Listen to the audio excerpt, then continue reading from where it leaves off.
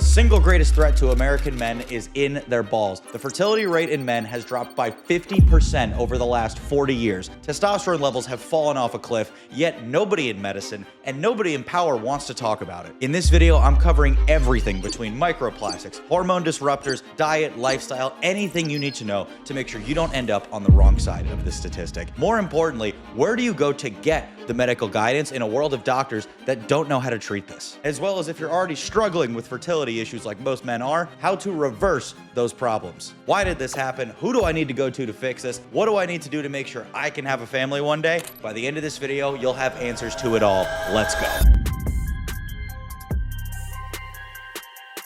Before we get started, it's important to note I'm not a doctor. This certainly isn't medical advice. And if you're going to follow through with any of these fertility protocols, make sure you're only doing so under the direct supervision of a board-certified physician or provider in your area. Now, let's get into it. Fertility's become an issue across the board, but there's really two groups of people that are the most effective. Number one is the people on hormone replacement therapy. TRT, testosterone replacement therapy, if you don't know, is the injection of exogenous testosterone into the body to either replace or improve the testosterone function in your body. The problem with this becomes when you're accepting outside exogenous testosterone, you tell your body, we don't need to make any more because we've got so much. So what happens is your pituitary shuts off that signal to continue producing your own testosterone. The caveat to that a lot of people are aware of is that also turns off your sperm production, which is how we remain fertile. Now, a lot of people think that you have to stay this way, that you have to choose between having optimized testosterone levels or being able to have children. The truth is you can have both, and I'm going to go over the exact protocols and science behind it here in a minute, but I also want to address the secondary group of people that are having fertility issues, and that is people that have been so far poisoned by our societal factors,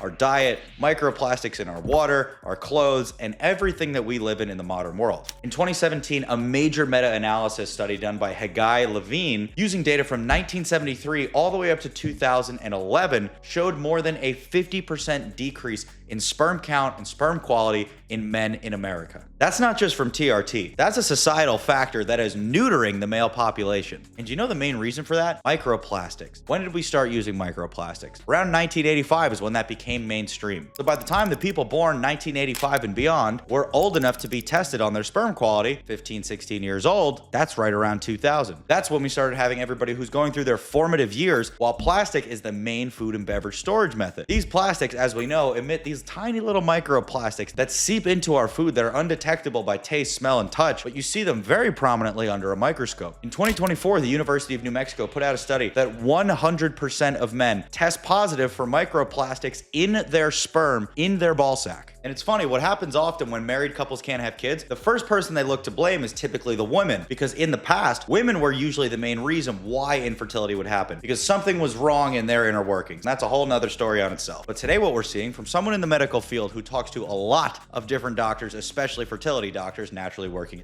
that I do, it is almost always the man in 2026, because our endocrine systems have been so far disrupted by the things that we do every day, mainly the poison that we're consuming on a daily basis. And for a lot of these guys, they're going through this fertility jack in the box because their entire lives they were told, why would they have this issue in their 20s and 30s? That's something you have a problem with much later in life, or if you get on TRT, or if you do something to mess up your body. But these are people that are living completely healthy and normal lives. Oftentimes people that think they're being the most healthy are the ones struggling the most. Why is that? As I've said before about other topics on this page, I'm not going to sit here and pretend to know the answer why that this has happened to our society, but I do think it would be a very profitable accident for 100% of male testicles to have microplastics embedded in them. Meanwhile, the same people that are producing those plastics, putting that in the food, in the water, are the same people that are going to profit the most from IVF therapy and fertility treatment therapy, and that are going to push only those treatments on people that can be covered by insurance, as opposed to taking the preventative measures to make sure this stuff doesn't happen in the first place that are not covered by insurance. Again, I don't know the answer, but it seems to me like that is a really profitable business model that would be a very profitable accident. Now, before I go into what I think is the best fertility protocol, I'm going to cover very quickly what I think is also the best internal detox for ridding your body of these microplastics so that you can put in some extra work before that big day comes. Far and away, the best thing to start with would be something like glutathione. Glutathione is the body's best antioxidant tool, and we're all born with a finite amount of it. How much we're born with decides how much detoxification the body can handle. Now, that's not just in the testicles, that's in the liver, the kidneys, every part of our body. But the problem is a lot of us burn through the glutathione that we're born with. If you are a heavy drinker or a drug user or you eat a lot of shitty fast food, all of that requires a massive filtering and detoxification of the body. When you burn through all your glutathione, you don't really have much left to use in other areas of your body. I was someone who did this to myself. As a lot of you guys know, I used to be quite a heavy drinker. I was drinking, 6-5 days a week pretty aggressively. My diet had always been good, but that requires a lot of glutathione to get you back to normal every day. And for a long time, I felt great, but after a while, you end up burning through your stores. A lot of people have a pretty similar experience because they either went through college or high school and they had that party time of their life and they set themselves back afterwards. So for those of you that are looking to perform in the optimal state and detoxify in the optimal state, glutathione is the single best mechanism for the body in this instance. I usually dose anywhere between 200 milligrams and 400 milligrams per shot, and I will do anywhere from 1 to 2 a week, depending on how my week goes. Other practical lifestyle enhancements are infrared saunas. Over the last couple years, there has been many pieces of data that have released that have shown infrared saunas have had a profound effect on reducing microplastics, specifically in sperm quality. If you guys follow Brian Johnson at all, he was one of the people that popularized this study, showing an 85% decrease by regular sauna use. And last on this list, as much as I would love to tell you to avoid plastics completely, it does seem almost impossible in the modern era, but there are a few areas that you can remove them that are causing a lot of the damage. One of the biggest one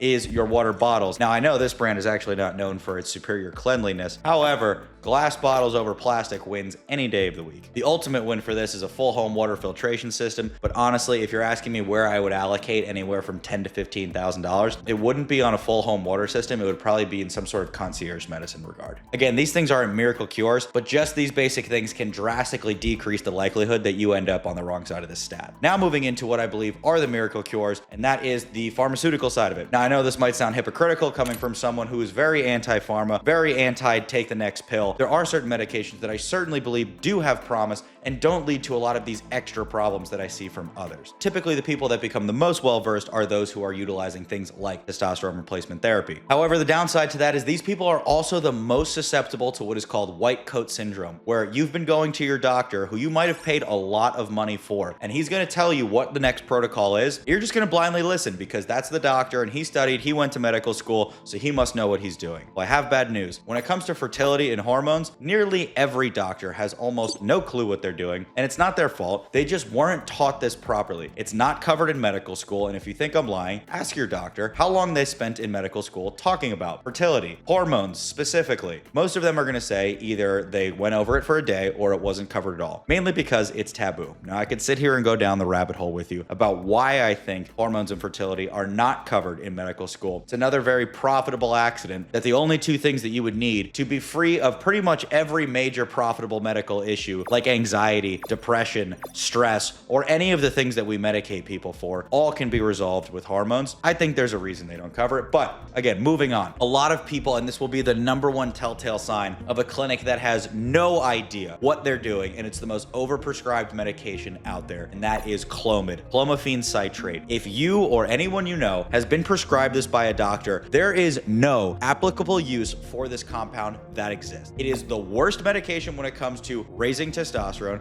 It is the worst when it comes to fertility, and it is riddled with side effects, but it's really cheap and the margins are high. So these clinics and these pop-up shops will sell people Clomid and clomiphene because it's just the old tried and true method, and it comes with minor benefit. It is garbage. If you don't know about Clomid, it's a combination of two different drugs, N-clomiphene, which I'm a huge fan of and I'll get to in a second. The second is zuclomiphene. This is where the problems lie. It lingers in your body, has incredibly strong estrogenic effects, and is responsible for most of the mood swings, brain fog, low libido, and all of the problems that people have with Clomid. Like everything, nearly all of the body's problems can be solved with proper hormone management, and the problem with Clomid is what it does to our estrogen. Not our testosterone, estrogen. Now, any provider that's worked with hormones for a long time and seen multiple patients that have stayed with him for multiple years knows that Clomid is just the most backwards treatment to do for anything testosterone or fertility related because of how it affects our estrogen. A lot of Clomid users will report just feeling terrible while they're on it, and a lot of them want to come off, but they're told by their doctors that they need to stay on in order to restart their natural production of testosterone. A lot of providers will prescribe Clomid when it's time to come off TRT. I want to have a baby. What do I need to do to restore my natural production that's that's been shut off while I've been on the TRT. The real answer is in clomiphene. But the reason these guys push Clomid, yes, Clomid does restart that natural production of testosterone, just like in clomiphene, but it's riddled with that estrogenic side effect that's going to cause people to feel so irritable, and it creates this secondary way of infertility in the sense that you're irritable, that you're moody, that you have low libido. How are you going to have a kid to do the act? And what kind of woman is going to want to have a kid with a guy who's prancing around all moody and pouty because his estrogen's all out of whack? That was probably an exaggeration, but you get my point. The reason I bring this up to you guys is that a lot of you guys do want to go to some sort of hormone clinic because your hormones are suppressed, and that's just a societal thing that you're not going to be able to change unless you intervene medically. Now, I think there's a lot of options for that out there, but if some clinic you go to tells you to use Clomid, do not walk, run out of that place because they are going to cause you more harm than good. The right answer in this sense is in clomiphene. Whether you're coming off TRT or you're a regular person and you want to use something to give yourself a higher chance at fertility, in clomiphene is the best thing to start with. This is going to stimulate that natural production of testosterone again.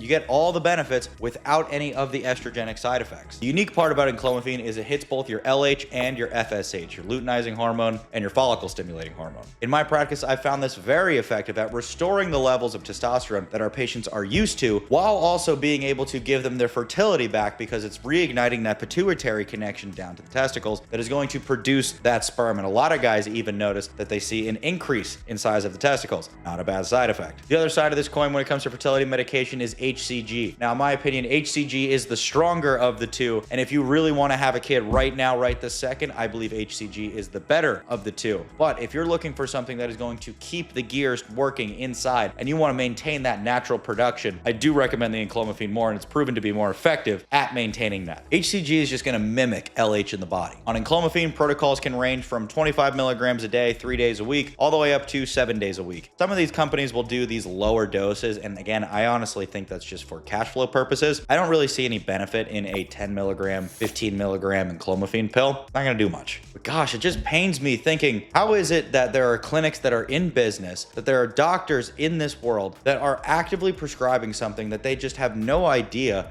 what it's going to do to the human body? Because if they did know, I don't think they would have the morals to prescribe it. Then again, there are doctors every day who are basically running euthanasia camps in hospitals. So I don't know. It's not my brand of medicine. It's not what I believe people got into medicine for. I oftentimes think it's more of a misinformation more than people that actually have malicious intent. The tricky part now becomes both of these scenarios, the person who's affected by TRT and hormone replacement therapy, as well as our external societal factors, now has to face both of these together, which is why we're seeing such record numbers of infertility. Why is this happening to us? And why does no one seem to want to change anything about it? Why do we not change our food packaging or our drinking water packaging or the quality of our drinking water if we know that these microplastics are causing a direct impact on our hormonal balance and the makeup of our bodies? Why do we continue to let this happen? To me, the answer is, and always has been, that unfortunately, America is a place where its most powerful engine, its most high functioning economic machine is medical insurance. It's the most profitable industry in the world. Imagine you were an evil insurance company owner and all you cared about was profits and money. And your money came from people being sick, their bodies not functioning properly, their organs shutting down, not being able to do basic human necessities. And the only way to fix them is to give them more drugs. And then when you give them that first drug, it creates a necessity on it. And it also creates a different problem in the body that is going to make them need a second drug and a third and a fourth and so on. What would your motives be? Would your motives be to clean the drinking water for people? Or would it be to continue to let them get dirty so that they continue to need your drugs? I can't sit here and tell you that that's exactly what's happening, but the theme of the episode, it would be a pretty profitable accident. Look, guys, I post videos like this 2 times a week where I cover something about how to improve the human body,